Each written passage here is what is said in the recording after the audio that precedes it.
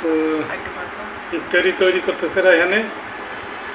আমি মাঝে একটা করা অর্ধেক হইলো, আমি শুরু করলাম এখানে। তো এইটা শেষ হয়েছে, যাই হোক পুরোটা এখন দেখাবো আর একটা ভিডিও। রুটিটা একটু হ্যাঁ কাটতে একটু সময় লাগে, ঘরে বানানো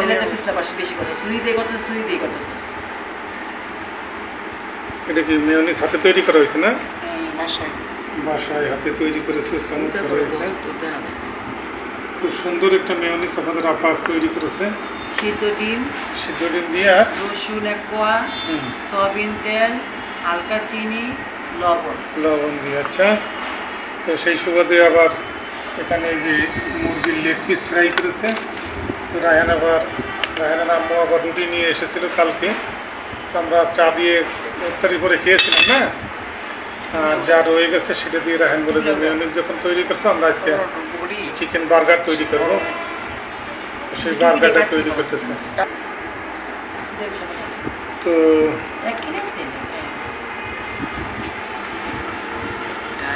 তো সেই সুবাদে যে বার্গার হবে আজকে, বাসায় বানানো চিকেন বার্গার, বাসায় নিজেদের হাতে। লেটুস পাতা নাই, তারপরে টমেটো ফ্রিজে পানি লাগবে দেখে টমেটো দেই নাই, দরকার নাই।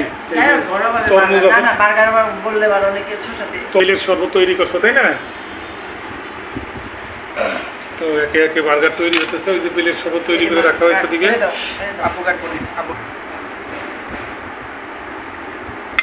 ভিডিওটা যখন তুমি যাও এটা আমার লাগবে আর নিবা না কেন, কিন্তু পরিবার করে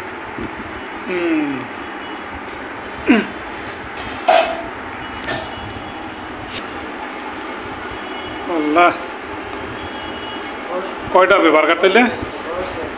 4টা রুটি 4টি ছিল, 5টা। ও ওইটা কাটা হয়নি নাকি?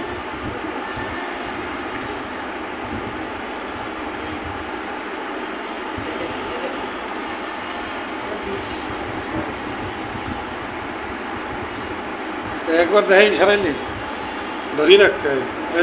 এই দেখ, এই যে আজকের ইফতারি বার্গার। শশা ভরিয়ে দে পাশ দিয়ে, মুখে রাখতে হয়।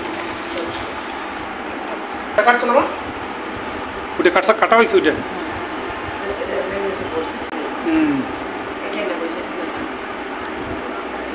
সেটা থাক, 3টা থাকবে। আনাম 6 পিস মোট।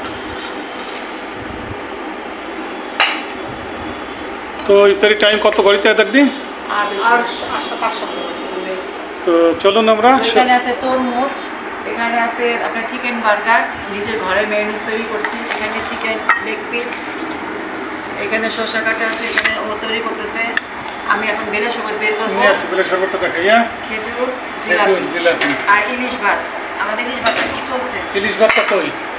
সেদিনকে ইলিশ ভাত তৈরি করেছিল, এত মজা হয়।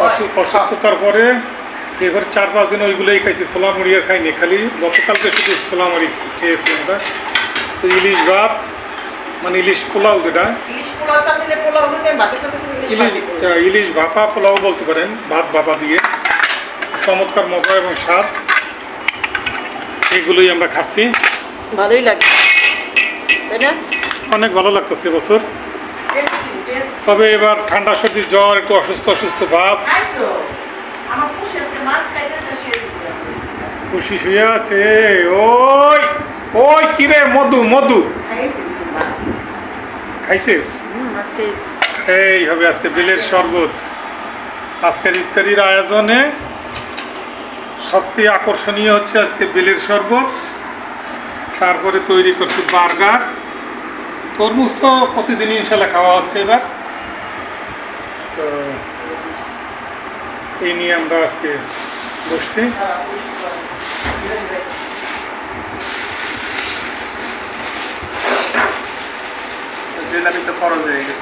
জিলাপি আর তরমুজে বছর একবারে কমন হয়ে গেছে প্রত্যেক দিন, তাই না?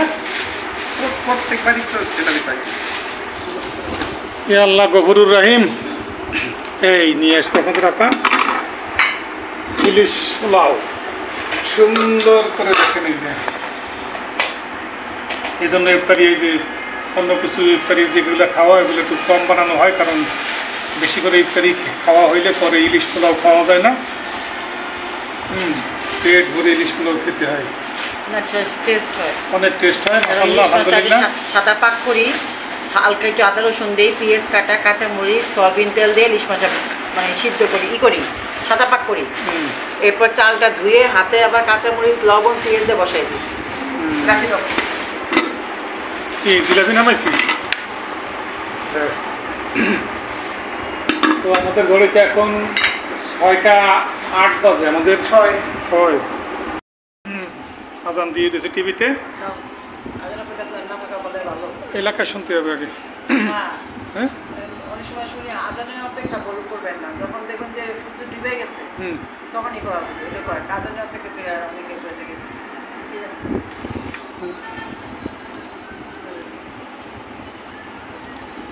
শুনে দে দিছি।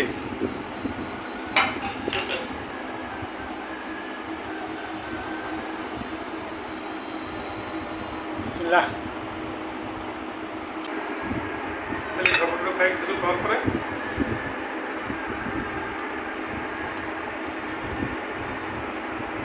ওয়াও, আজকে বেলের শরবতটা প্রথম খাইলাম আমরা এই রোজায়, তাই না? মাশাআল্লাহ, সেই টেস্ট হয়েছে বেলের শরবত। খাই দেখে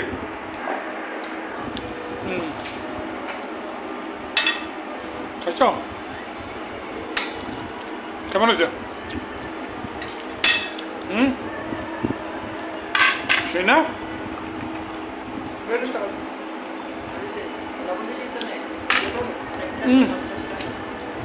শরবতের রাজা হয়েছে আজকে, মাশাআল্লাহ, আলহামদুলিল্লাহ।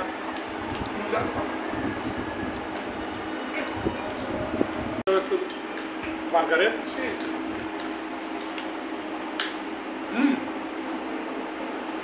সুন্দর হয়েছে।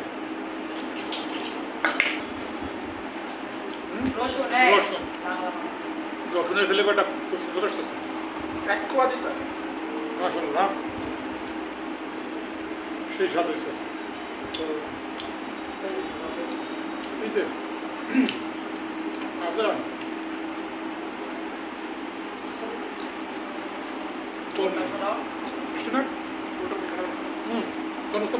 বেলা বেলা আছে,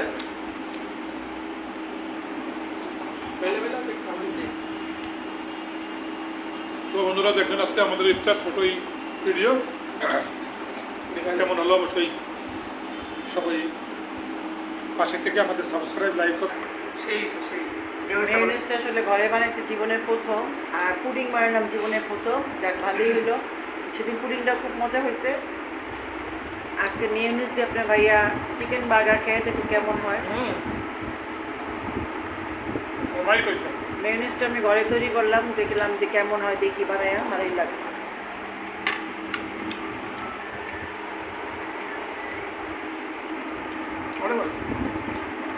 অনেক অনেক মজা হয়েছে, যা না খেলে বোঝা যাবে না।